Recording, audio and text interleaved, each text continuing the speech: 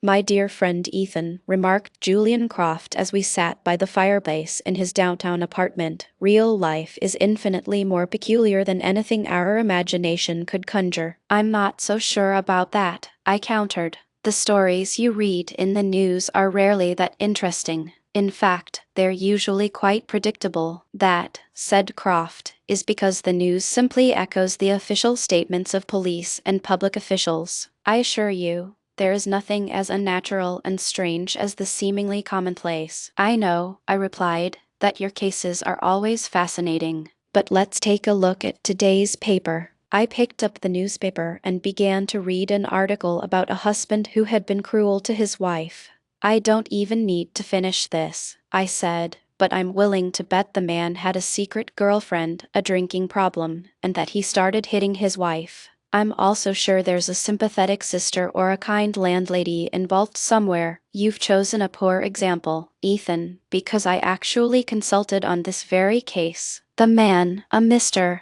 Dundies, had no girlfriend, he didn't drink, and he never laid a hand on her. Instead, at the end of every single meal, he would take out his false teeth and throw them directly at his wife. You have to admit, he said with a smirk, that no fiction writer could invent a detail like that. Do you have any interesting cases at the moment? I asked. Well, I'm juggling about 10 or 12 cases, but none of them are particularly captivating. They are important, you understand, without being interesting. I've often found that the less significant a matter seems, the more interesting it turns out to be. With a major crime, the motive is usually glaringly obvious, which makes it less of a puzzle. But I believe I might have an interesting case arriving in a few moments. Croft was standing at the window, looking down at the gray, dreary city streets. A woman was standing on the pavement below. She was wringing her hands nervously, and it was clear she couldn't make up her mind. Then, in a sudden burst of resolve, she ran across the road and rang Croft's doorbell. I recognize those symptoms, said Croft. When a woman hesitates on the pavement like that, it means she has a problem of the heart. She desperately wants help, but she feels her problem is too delicate to share with a stranger. On the other hand, when a woman doesn't hesitate and rings the doorbell with force, it means she has been seriously wronged. In this instance, this woman is confused, perplexed, and seeking an explanation. As Croft was speaking, our building's porter announced Miss Amelia Vance. She was a large woman, dressed in a hat with a prominent red feather, a black jacket, a dark brown dress, and gray gloves. She also wore a pair of small, round gold earrings. When Croft saw her, he said, "Isn't it difficult for you to type with such poor eyesight?" "I thought so at first," Miss Vance replied, "but now I can type without even looking at the keys." Then her expression shifted to one of surprise and fear as she realized Croft already knew so much about her. "How could you possibly know that?" asked Miss Vance. "It is my business to know things," said Croft with a gentle laugh. "If I couldn't observe such details, why would people seek my help? In any case, I can clearly see the faint indentations on the bridge of your nose where your glasses rest. I have come here," she said, "because I need to know where Mr. Julian Sinclair has gone." "Why did you leave your home in such a hurry?" asked Croft. Once again, Miss Vance looked utterly astonished. Croft then explained that her boots were not a matching pair and that they were not completely buttoned. "Yes, I did rush out of the house," she admitted. "I was angry with Mr. Aldridge, that is my stepfather. He refused to call the police about Mr. Sinclair. He insisted that nothing bad had happened. This made me so furious that I came straight here to see you." "Your father," said Croft. "He must be your stepfather, as his last name is different from yours." "Yes, my stepfather. I call him father, though it feels strange to me. You see, he is only 5 years older than I am." "And is your mother still alive?" asked Croft. "Oh yes, my mother is alive and well," answered Miss Vance. "But I wasn't happy when she married Mr. Aldridge so soon after my father passed away. Also, Mr. Aldridge is 15 years younger than my mother. My father was a plumber with a successful business, and when he died, my mother continued to run it. But when she married Mr. Aldridge, he convinced her to sell it. Do you live on the money from the sale of the business? Asked Croft. Oh no, replied Miss Vance. I inherited some money from my uncle. I can't touch the principal amount, but with the interest, I receive £100 a year. That should be enough for you to live quite comfortably, said Croft. I give that money to my mother, and I live on the money I earn from my typing work, she replied. Now, can you please tell us about Mr. Julian Sinclair? Asked Croft. Miss Vance blushed deeply and said, I met him at the Plumbers Association ball. They used to send tickets to my father when he was alive, and after he died, they continued to send them to my mother. But Mr. Aldrich didn't want us to go. He said my father's friends were not good enough for us. But the day of the ball, Mr. Aldrich had to go to France on business, so Mother and I went, and it was there that I met Mr. Sinclair. I suppose, said Croft, that Mr. Aldrich was very angry with you when he found out you had gone to the ball. No, not very, replied Miss Vance. He just said that it was impossible to stop a woman when she truly sets her mind on something. And did you see Mr. Julian Sinclair after the ball? Asked Croft. Yes, but he couldn't come to the house when my stepfather was there. Father didn't want any visitors. So Mr. Sinclair suggested we should wait until my father went to France again before we saw each other. In the meantime, he said we could write to each other every day. Were you engaged to this gentleman at this time? Asked Croft. Oh yes, Mr. Croft. We were engaged after our very first walk together. Mr. Sinclair worked in an office on Leadenhall Street. Which office, exactly? That's the worst part. I don't know. Then where did you send your letters? To the Leadenhall Street post office, where he would pick them up. He told me that the other men in his office would make fun of him if they saw my letters. I told him that I could type my letters, just like he did his, but he said a typed letter feels like it comes from an impersonal machine, not from the person you love. This just shows how fond he was of me, Mr. Croft, and the nice little things he thought of. It was most suggestive, said Croft. I have always maintained that the little details are infinitely the most important. Can you remember any other small things about Mr. Julian Sinclair? He was a very shy man, Mr. Croft. He always preferred to walk with me in the evening instead of during the day. He was a perfect gentleman. Even his voice was gentle. He told me that he had a bad throat infection as a child,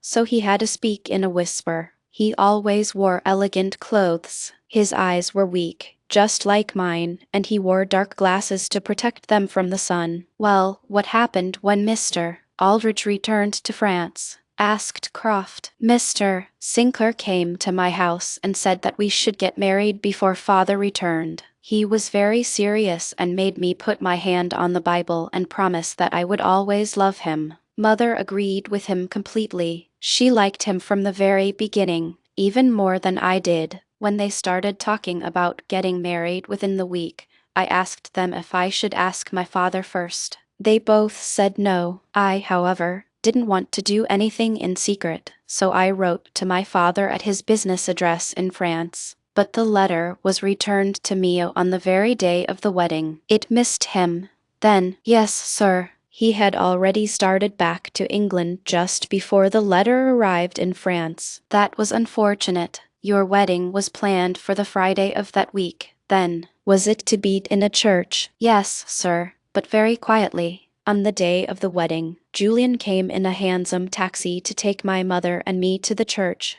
But since there were two of us, Mother and I went in the taxi, and Julian took a second cab. We arrived at the church first, and when his cab pulled up, we waited for him to get out, but he never did. The cab driver said he couldn't understand what had happened to him. I think that you have been treated very badly, said Croft. Oh no, sir. Julian was too good and kind to leave me like that. All morning before the wedding, he kept saying to me, if anything should happen to me, you must always love me. You must wait for me. I will return to you. I thought it was a very strange thing to say on our wedding day, but his disappearance explains everything. It certainly does, said Croft. In your opinion, Did he know that he was in some kind of danger? Yes, I think so. But do you know what the danger was? No, I don't. One more question. How did your mother react? She was angry and told me that I should never speak of him again. And your stepfather? Did you tell him? Yes, he said, something terrible has happened to Julian, but he will return. I agree with my stepfather. Why would Julian leave me? After all, there was no money involved. Julian never borrowed money from me, and I never put the money I inherited in his name, so he didn't take my money and leave. Then she pulled out a handkerchief and began to cry. I will do my best to solve your problem, said Croft. But please, don't dwell on it anymore. Forget about Mr. Sinclair. Do you think that I will ever see him again? No, I'm afraid not. Then what has happened to him? You will leave that question with me. Now, I will need some of Mr. Sinclair's letters, a good description of him, and also your stepfather's address. I never had Mr. Sinclair's address, said Miss Vance, but here is Mr. Aldridge's address. He works for a wine importer. Here is the advertisement with a description of Julian that I put in the City Chronicle newspaper. Miss Vance then left. But before she did, she said, I will always wait for Julian Sinclair to return. When she had gone, I asked Croft about the case. The young woman is quite compelling, but her problem is not particularly difficult or unusual. Would you mind reading me the description of Julian Sinclair? I then read it aloud to Croft. Missing, a gentleman named Julian Sinclair, about 5'7" in height, strongly built, with black hair, black sideburns, and a mustache. He is slightly bald in the center. He wears dark glasses and has a speech defect. He has a sallow complexion. He was last seen wearing a black coat, black waistcoat, gray trousers, and brown boots. Please contact Miss Vance, etc. That is enough, said Croft. Now, look at these letters which Sinclair wrote to her. What do you notice? They are typed, I said. Not only that, but the signature is typed as well. The point about the signature is very suggestive. In fact, we can call it conclusive. Of what, my dear Ethan? Can't you see how critical this single fact is to the case? No, I can't, I replied, unless Sinclair didn't sign his letters because he didn't want to be held legally responsible for what he promised. No, that wasn't the point, said Croft. But now I will write 2 letters which will solve this mystery. One of the letters is to Mr. Aldridge's firm in the city, and the other will be to Mr. Aldridge himself, asking him to meet us here tomorrow evening at 6 o'clock. A few minutes before 6 the next day, I returned to Croft's apartment. When I walked in, he was conducting some chemistry experiments. Well, have you solved it? I asked as I entered the room. Yes, it was the bisulfate of barita. No, Miss Vance's mystery, I cried. Oh, that. I thought you were asking about the chemistry experiment. There was never any mystery in the matter. The only problem is that the scoundrel did nothing illegal, so he cannot be punished. Who was Julian Sinclair, and why did he abandon Miss Vance? But Croft did not have time to answer me, because just then we heard a knock at the door, and then footsteps approaching Croft's study. This is the girl's stepfather. He wrote to me to say that he was coming, said Croft.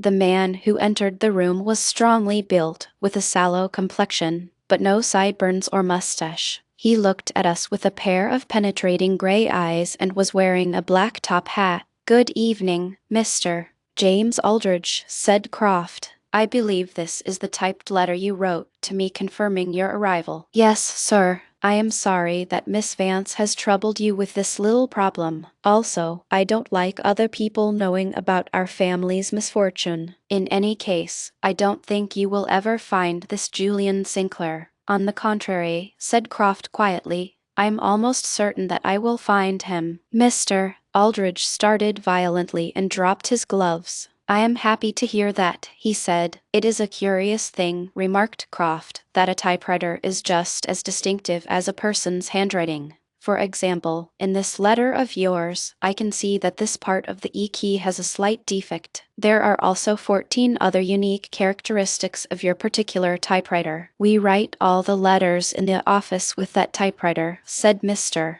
Aldridge. And now, continued Croft, I will show you what is truly very interesting. In fact, I am considering writing a monograph on the typewriter and its relation to crime. Mr. Aldridge jumped out of his chair and picked up his hat. I cannot waste my time on this ridiculous talk. If you can catch the man, catch him, and let me know when you have. Certainly, said Croft, walking over to the door and locking it. I am letting you know that I have caught him. What? Where? Shouted Mr. Aldridge, his face turning pale, looking around like a rat in a trap. You can't get away, Mr. Aldridge, said Croft. This case was really quite simple. Now sit down, and we can discuss it. Mr. Aldridge fell back into the chair. I didn't do anything illegal, he stammered. I'm afraid you are correct. But Mr. Aldridge, it was a cruel, selfish, and heartless trick. Now, let us review what happened, said Croft.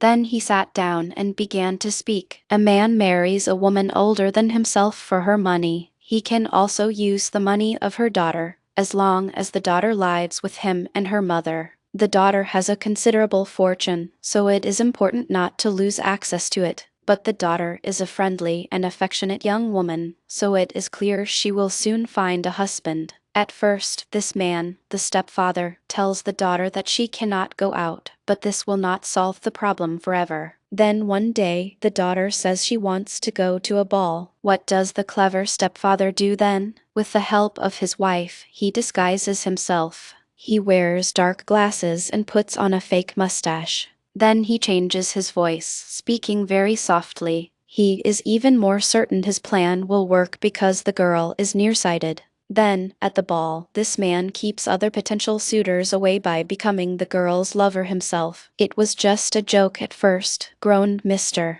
Aldridge. We didn't think the girl would fall in love. Yes, that is probably true, continued Croft. But the girl did fall deeply in love, and you decided to take the situation to its extreme. You began to see her often, and the mother claimed to like him very much. Then you decided to ask Miss Vance to marry you, so that she would never again think about other men. But it was difficult for you to pretend to go to France every time Miss Vance had to see Mr. Sinclair. You had to end the situation dramatically in some way. You had to keep Miss Vance from thinking about other men in the future. Therefore, you made her promise on the Bible, and you told her that something could happen on the very morning of the wedding. You took her to the church, but obviously, you could not marry her. You disappeared by using the old trick of entering one door of a cab and walking out the other. I believe this is the chain of events, Mr. Aldridge. Yes, maybe that is true, replied Mr.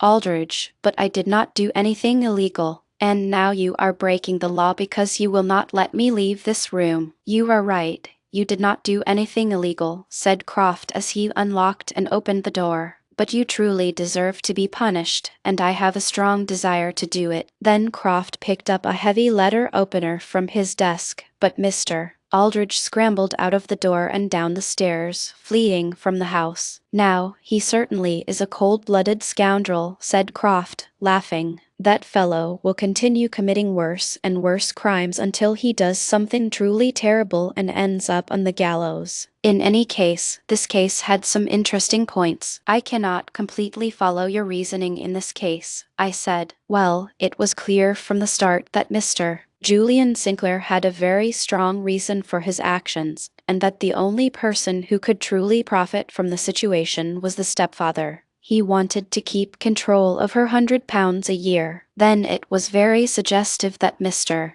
Aldridge and Mr. Sinclair were never seen together, and so were the dark glasses, the soft voice, and the mustache. They all suggested a disguise. The final point was the typed signature. This made me certain that the man's handwriting must be very familiar to Miss Vance, and that if she saw even a small portion of it, she would recognize it. And how did you verify these ideas? I asked. First, I wrote to Mr. Aldridge's firm. In the letter, I described Mr. Sinclair after I had eliminated everything that could be a disguise, like the glasses, the mustache, and the voice. I asked them if they had an employee who matched that description. They wrote back to me and said that I had perfectly described Mr.